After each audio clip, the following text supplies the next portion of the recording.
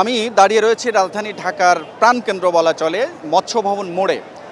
সকাল 10টা থেকে অন্তত 5 ঘন্টা যাবৎ এই মৎস্য ভবন মোড় বিএনপি নেতা ইশরাক হোসেনের অনুসারী অর্থাৎ তার কর্মী সমর্থকরা এই রাস্তা বা এই সড়ক অবরোধ করে রেখেছেন।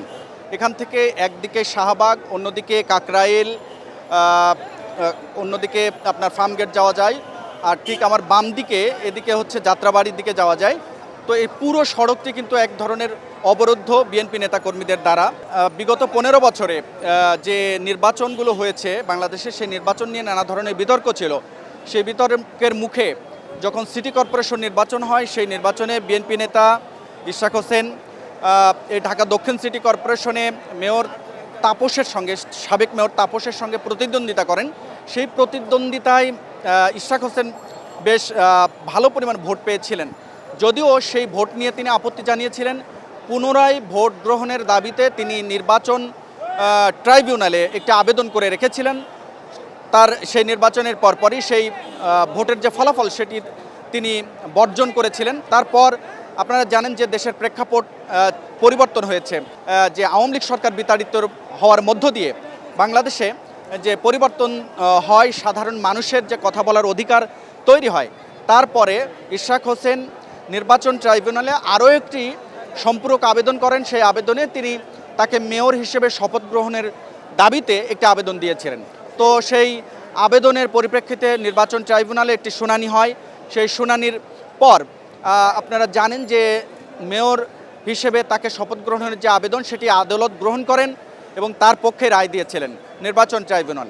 এবং সেই রায়ের পরিপ্রেক্ষিতে এক ধরনের তিনি আশায় বুক বেঁধে আছেন এবং তার কর্মী সমর্থকরা তাকে মেয়র হিসেবে মনে প্রাণে ধারণ করে বিভিন্ন সময় বিভিন্ন স্থানে আন্দোলন করে আসছেন যে তাকে অতি সত্বর যেন মেয়র হিসেবে শপথ দেওয়া হয়। কিন্তু কোনো এক কারণে তাকে মেয়র হিসেবে শপথ দেওয়া হয়নি। যখন এই কথা বলছি তখন আপনারা দেখছেন যে আমার আশপাশে অসংখ্য মানুষ রাস্তা অবরোধ করে রেখেছে। এতে এক ধরনের ভোগান্তিও তৈরি হচ্ছে মানুষের, বিশেষ করে জরুরি সেবাগুলো ব্যাহত হচ্ছে, গণপরিবহন বন্ধ হয়ে আছে। এই সকাল 10টা থেকে এখন 3টার বেশি বাজে, বিকেল 3টা বেজে গেছে, তারপরেও কোনো ধরনের সমাধানের সূত্রপাত বা আলোচনা এখনও পর্যন্ত আমাদের দৃষ্টিগোচর হয়নি। তো যার ফলে মানুষের ভোগান্তি রয়েছে। সকাল 8টায় বের হয়েছে যে এখন বাসায় ফিরবো, এখন ফিরতে পারছি না। এ তো অনেক ভোগান্তি, এটা আমাদের কষ্ট তার শেষ নেই। বলেন এটা কার কাছে জানাবো এমন কষ্টের কথা? বলেন এখন কি আমি হেঁটে হেঁটে যাবো সারাদিন অফিস করে? আগে বলেন। আসছি ইয়াতে শাপলা চত্বর থেকে মতিঝিল। ভোগান্তির সমাধান হোক, আর নয় তো এমনি দেশ চলে না। কাছাকাছি এসে সব গাড়িগুলো ফেরত যাচ্ছে আর কি, সামনে যেহেতু আন্দোলন চলতেছে। এই সাময়িক ব্যাঘাতের কারণে স্বাভাবিক প্রত্যেক জনগণেরই অনেক ভোগান্তি হচ্ছে। তবে ইশরাক হোসেনের যারা অনুসারী সমর্থকরা মেয়র হিসেবে ইশরাক হোসেনকে শপথ দেওয়ার যে দাবি, সেই দাবিতে কিন্তু তারা এখনও অনড় রয়েছেন এবং সেই দাবি তারা যতক্ষণ না পূরণ না হবে ততক্ষণ এই অবরোধ কর্মসূচি তারা পালন করে যাবেন বলে এখানে বলে আসছেন। আমরাও চাই না অবরোধ করে জনগণ কষ্ট দেয়। এই কষ্টের জন্য আসলে কে দায়ী? আমরা দায়ী না। তারা যদি আজকে ইশরাক ভাইয়ের শপথের মাধ্যমে নগর ভবনে বসার পরিবেশ করে দিত, তাহলে আজকে কি এই পরিস্থিতি সৃষ্টি হতো? এই পরিস্থিতির জন্য দায়ী কিন্তু অর্থমন্ত্রী সরকারের ওই দুই উপদেষ্টা আসিফ নজরুল এবং আসিফ মাহমুদ সজীব ভুঁইয়া।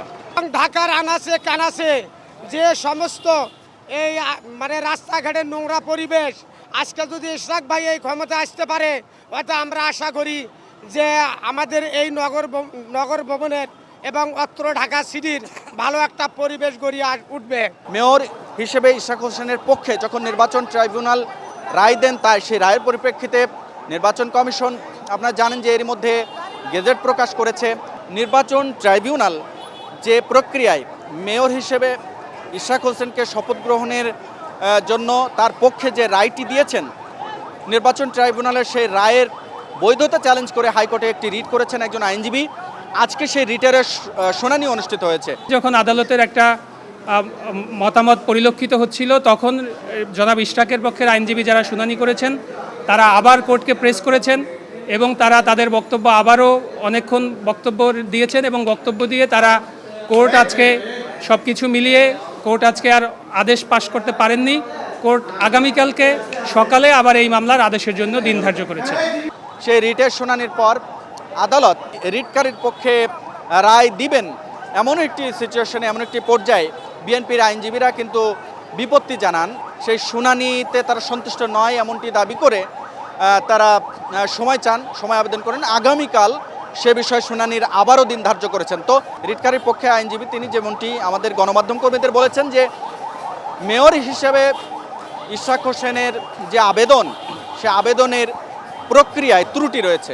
মহামান্য হাইকোর্ট বিভাগের নির্দেশনা অনুযায়ী কোনো ইলেকশন ট্রাইব্যুনাল দায়েরের 30 দিনের মধ্যে, অর্থাৎ ইলেকশন হওয়ার 30 দিনের মধ্যেই হচ্ছে মামলা দায়ের করতে হয়, এবং সেই মামলার 30 দিন পার হয়ে যাওয়ার পরে কোনোভাবেই আর আর্জি সংশোধনের সুযোগ নাই। আপনারা জানেন যে 2020 সালে যে নির্বাচন অনুষ্ঠিত হয়েছিল, সেই নির্বাচন একটা প্রহসনের নির্বাচন ছিল। সেখানে জনাব ইশরাক হোসেন একজন প্রার্থী ছিলেন এবং তিনি যথাসময়েই বিজ্ঞ ট্রাইব্যুনালে মামলা দায়ের করেছিলেন। কিন্তু মামলা দায়েরের পরে তার প্রাথমিক প্রার্থনা ছিল যে আদালতের কাছে যে প্রহসনের নির্বাচন হয়েছে সেই নির্বাচনকে বাতিল করা। কিন্তু 5ই আগস্টের গণ অভ্যুত্থানের পরে তিনি বিধিবহির্ভূতভাবে আর্জি সংশোধন করে নিজেকে মেয়র ঘোষণার দাবি করেন এবং আদালত ট্রাইব্যুনাল সেটা অ্যাকসেপ্ট করে নেয়, তাকে কোনো ভেরিফিকেশন ছাড়াই, তিনি নিজে সেখানে উপস্থিত না হই। এছাড়াও ওই মামলার রায়ে আরও অনেক অ্যানোমালিস বিজ্ঞ সিনিয়র আইনজীবী তিনি মহামান্য আদালতে উপস্থাপন করেছেন। তিনি দেখিয়েছেন যে জনাব ইশরাক হোসেন যে স্বাক্ষর করেছিলেন তার আর্জিতে, সেই স্বাক্ষরের সাথে কমিশনের যে সাক্ষ্য নেওয়া হয়েছে জনাব ইশরাক হোসেনের স্বাক্ষর, সেটার সাথে অমিল রয়েছে। আগামীকাল আবারও শুনানি হবে, তো সেই রায়ের মধ্য দিয়ে ফয়সালা হবে যে মেয়র হিসেবে ইশরাক হোসেন শপথ নিতে পারবেন কি পারবেন না।